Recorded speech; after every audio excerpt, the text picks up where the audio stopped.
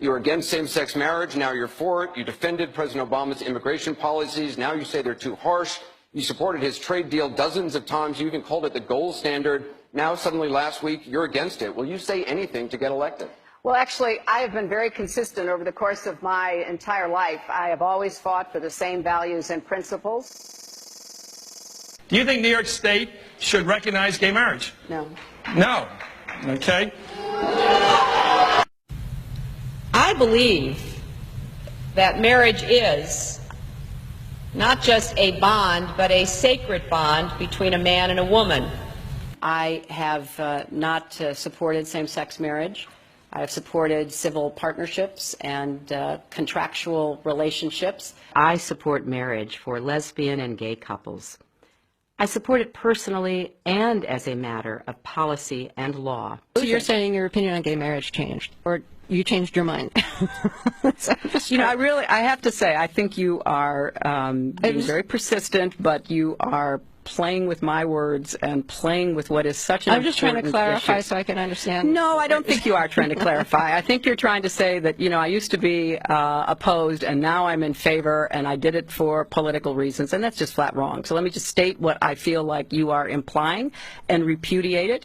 I have a strong record. I have a great commitment to this issue, and I am proud of what I've done and the progress we're making. Yeah, I'm saying, I'm sorry, I just want to clarify what I was saying. No, I was saying that you maybe really believed this all along, but, you know, believed in gay marriage all along, but felt for political reasons America wasn't ready yet and you couldn't say it. That's what I was thinking. No, that is not true.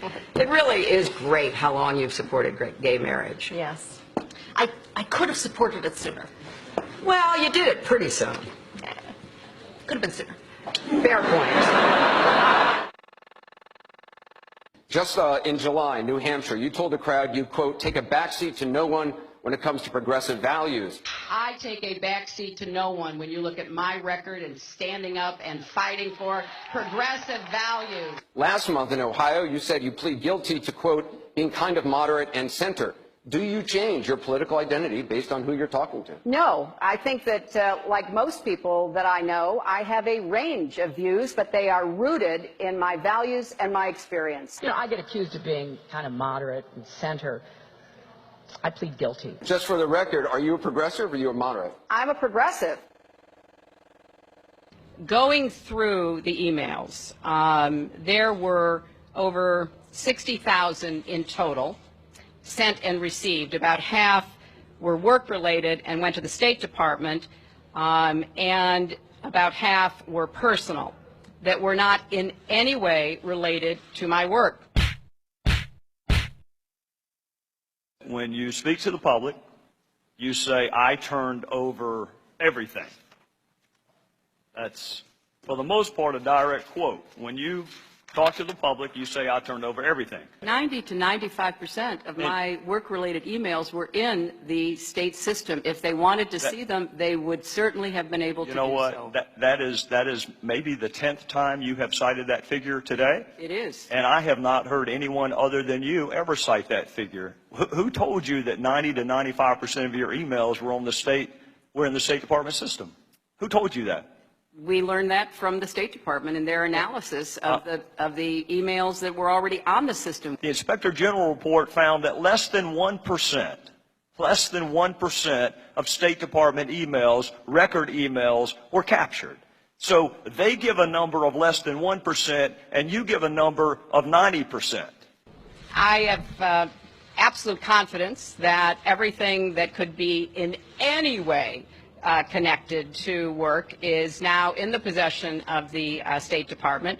This pile represents the emails that you sent or received about Libya in 2011, from February through December of 2011. This pile represents the emails you sent or received from early 2012 until the day of the attack. There are 795 emails in this pile. We've counted them.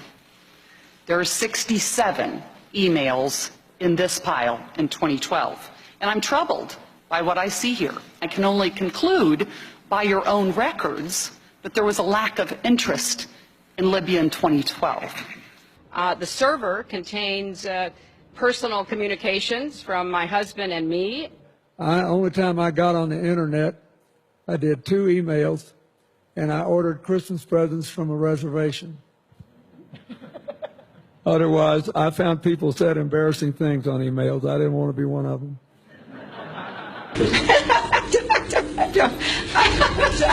I mean, and how many angels dance on the head of a pin? I have really nothing to. I mean, how do you answer that? I represented Wall Street as a senator from New York, and I went to Wall Street in December of 2007, before the big crash that we had, and I basically said, cut it out.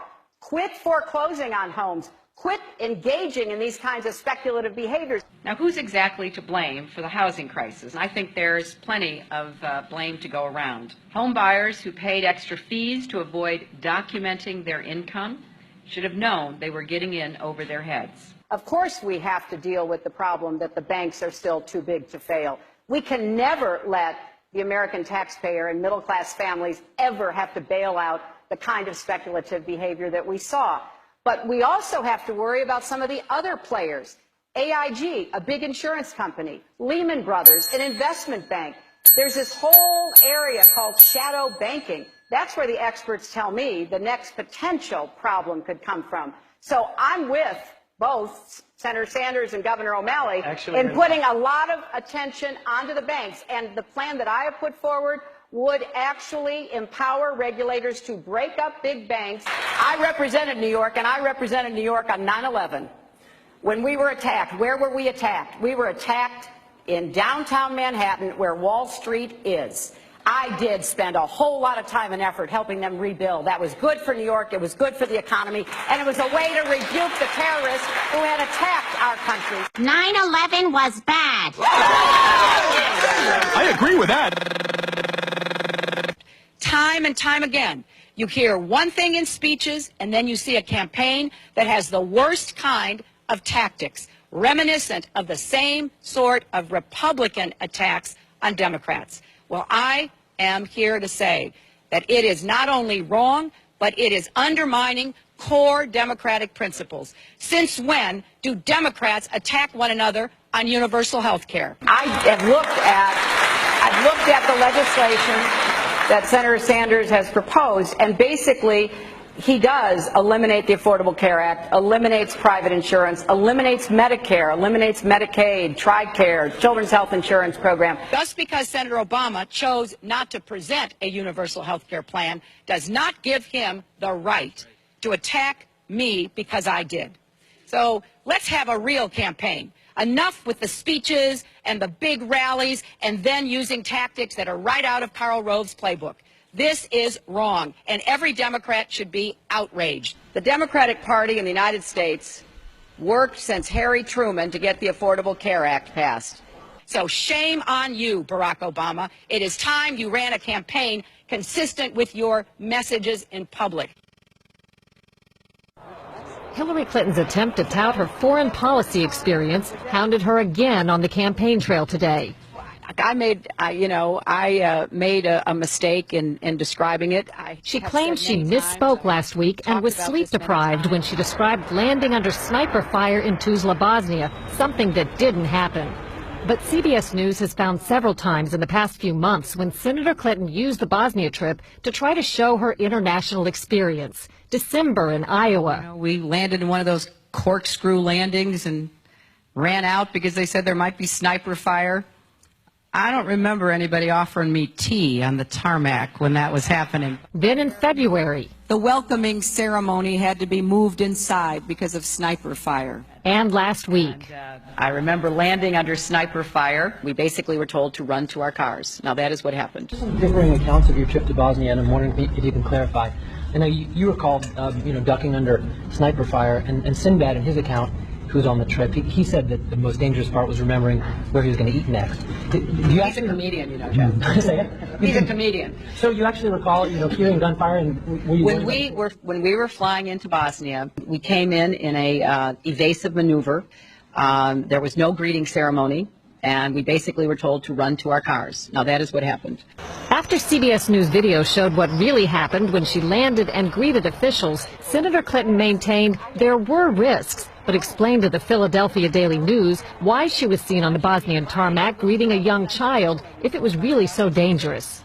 I was also told that the greeting ceremony had been moved away from the tarmac, but that there was this 8-year-old girl, and I said, well, I can't rush by her. I've got to at least greet her. So I greeted her, I took her stuff, and I left. Now that's my memory of it. Good to see you. Once again, her memory doesn't match our videotape.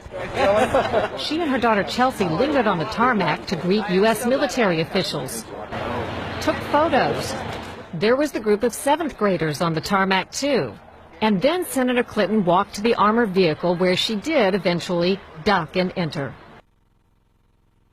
It was one of the highlights of President Clinton's first term, passage of the North American Free Trade Agreement, also known as NAFTA. Critics blame NAFTA for the loss of manufacturing jobs in industrial states, including Ohio and Pennsylvania. Hillary Clinton helped get NAFTA approved. She held at least 5 meetings to strategize about how to win congressional approval. She helped the White House block opposition from labor and environmental groups, and she was the featured speaker at a crucial meeting. Participants in that event said, quote, her remarks were totally pro-NAFTA. There was no equivocation for her support for NAFTA at the time. You know, I have been a critic of NAFTA from the very beginning. My concerns about NAFTA expressed years ago have been well documented and verified. I didn't have a public position on it. I have spoken consistently against NAFTA. And if you look at what I have been saying, it has been consistent. I have been consistent. You can go back and look at from the very beginning. I was one of the voices in the administration warning about NAFTA. You said it was good on balance for New York and America in 2004, and now you're in Ohio, and your words are much different, Senator. The record is very clear. Well, you don't have all the record, because you can go back and look at what I've said consistently. Oh, I think that everybody is in favor of free and fair trade, and I think that NAFTA is proving its worth. I think on balance, NAFTA has been good for New York and America. Was NAFTA a mistake? NAFTA was a mistake to the extent that it did not deliver on what we had hoped it would. Your opponents are saying that that's really part of a larger pattern with you, that you often avoid taking firm positions on controversial issues.